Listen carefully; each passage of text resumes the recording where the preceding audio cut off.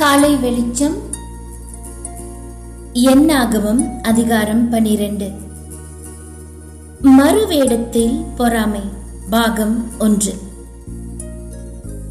என்னாகமம் 12ஆம் அதிகாரத்தில் மோசே ஒரு சூஷிய அதாவது எத்தியோப்பிய ஸ்திரீயை மணந்ததால் மிரியாமும் ஆரோனும் அவருக்கு விரோதமாக பேசினார்கள். மேலோட்டமாய் பார்த்தால் அவர்களுடைய குற்றச்சாட்டு மோசேயின் திருமணத்தை பற்றியதாகவே இருந்தது.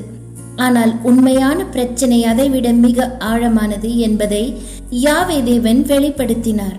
அவர்கள், கர்த்தர் மோசேயை கொண்டு மாத்திரம் பேசினாரே, எங்களை கொண்டும் அவர் பேசினதில்லையோ என்றார்கள்.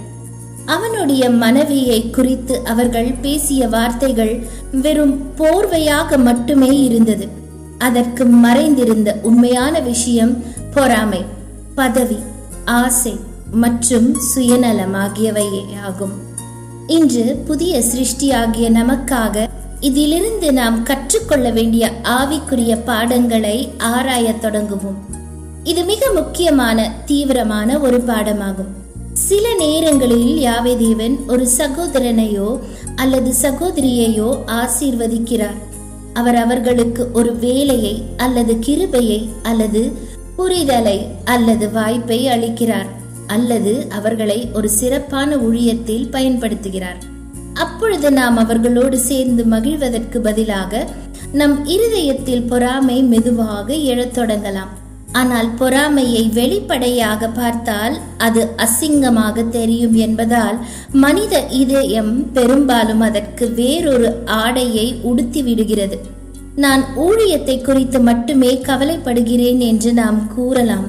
நான் சத்தியத்திற்காக மட்டுமே பேசுகிறேன் என்று நாம் சொல்லலாம். நான் ஒரு பலவீனத்தை மட்டுமே சுட்டி காட்டுகிறேன் என்று கூட நாம் சொல்லலாம். ஆனால் அதன் உண்மையான வேர் கசப்பா, பொறாமையா அல்லது காயப்பட்ட பெருமையா என்பதை யாவே தேவன் பார்க்கிறார். ஆனால் உங்கள் இருதயத்திலே கசப்பான வைராக்கியத்தையும் விரோதத்தையும் வைத்தீர்களானால் நீங்கள் பெருமை பாராட்டுகிறீர்கள். சத்தியத்திற்கு விரோதமாக பொய் சொல்லாமல் இருங்கள் என்று யாக்கோபு நம்மை தெளிவாக எச்சரிக்கிறார். என்னாகமம் 12ஆம் அதிகாரத்தில் சரியாக இதுதான் நடந்தது.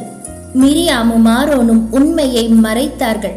அவர்கள் வெளிப்படையாக பேசிய விஷயம் மோசேயின் மனைவியை பற்றியதாக இருந்தது. ஆனால் அவர்களின் உள்ளத்தில் இருந்த பிரச்சனை ஏன் மோசே மட்டுமே, யாவே தேவன் எங்கள் மூலமாகவும் பேசவில்லையா என்பதுதான். பொறாமை பெரும்பாலும் இப்படித்தான் பேசும். அது தன்னைத்தானே வெளிப்படுத்தி நான் பெருமைப்படுகிறேன் என்று பொதுவாக சொல்லாது.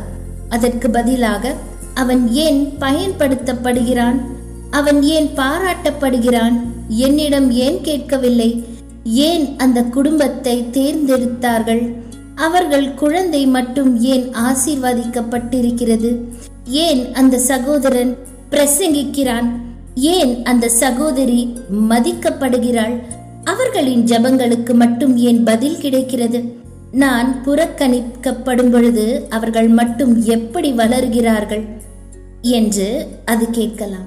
இந்த கேள்விகளை கேட்பதற்கு நியாயமானவை போல தோன்றலாம். ஆனால் அவற்றுக்கு அடியில் அமைதியாக கசப்படைந்து போன ஒரு இருதயம் இருக்கக்கூடும். இதனால் தான் யாவே தேவனின் முன்பாக நாம் நம் இருதயங்களை ஆராய்ந்து பார்க்க வேண்டும்.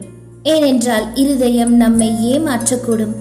எரேமியா 17ஆம் அதிகாரம் 9 கூறுகிறது, எல்லாவற்றை பார்க்கிலும் இருதயமே திருக்குள்ளதும் மகா கேடுள்ளதுமாய் இருக்கிறது, அதை அறியத்தக்கவன் யார்? நமது குற்றச்சாட்டு தூய்மையானது என்று நாம் நினைக்கலாம்.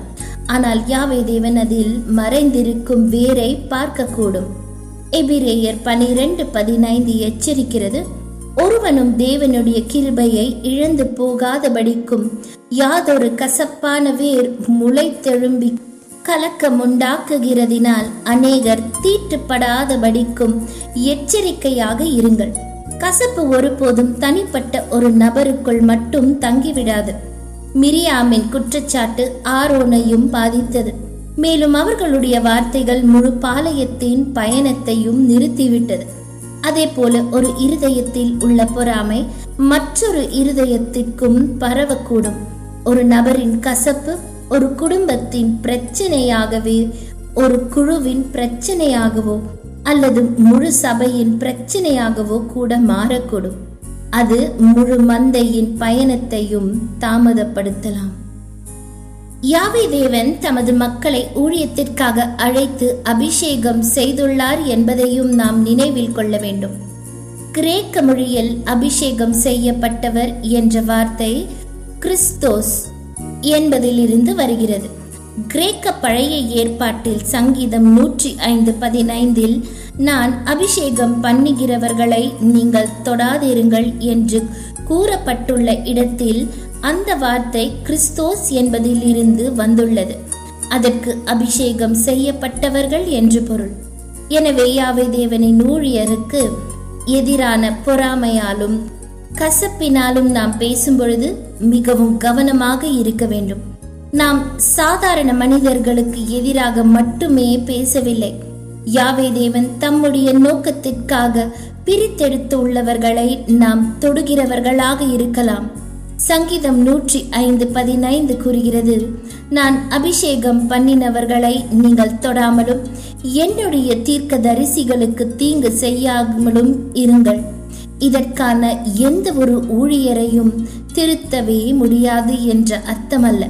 உண்மையான பாவம் இருந்தால் அது வேதத்தின்படி கையாளப்பட வேண்டும். ஆனால் பொறாமை, சுயநலம் அல்லது பெருமையின் காரணமாக நாம் ஒருவரை தாக்கவோ குற்றம் சாட்டவோ அல்லது விமர்சிக்கவோ கூடாது என்பதுதான் இதன் உண்மையான பொருளாகும். மிரியாமும் ஆரோனும் தாங்கள் சாதாரணமாக மோசேயை பற்றித்தான் பேசுகிறோம் என்று நினைத்தார்கள். ஆனால் மோசே அவரால் நியமிக்கப்பட்ட ஊழியன் என்பதால் யாவே தேவன் இந்த விஷயத்தை மிகவும் தீவிரமாக எடுத்துக்கொண்டார். இங்குதான் யாவே தேவனின் வார்த்தைகள் நம் ஒவ்வொருவரையும் சற்று நின்று நடுங்க செய்ய வேண்டும். அவர்களுடைய குற்றச்சாட்டை ஒரு சிறிய குடும்ப தவறாக அவர் கையாளவில்லை. அவர் அவர்களிடம் கேட்ட கேள்வி மிகவும் கூர்மையானது. இன்னும் கூட நாம் மற்றவர்களுக்கு எதிராக பேச நினைக்கும் போதெல்லாம் அந்த கேள்வி நம் இருதயங்களை ஆராய்ந்து பார்க்கிறது. சபையில் உள்ள ஒரு சகோதரர், சகோதரி, மூப்பர், ஊழியர் அல்லது ஒரு பணியாளரை பற்றி நாம் நம் வாயை திறப்பதற்கு முன்பாக அதே கேள்வி தனக்காக பதிலுக்காக காத்திருக்கிறது. யாவே தேவன் கேட்ட அந்த கேள்வி என்ன?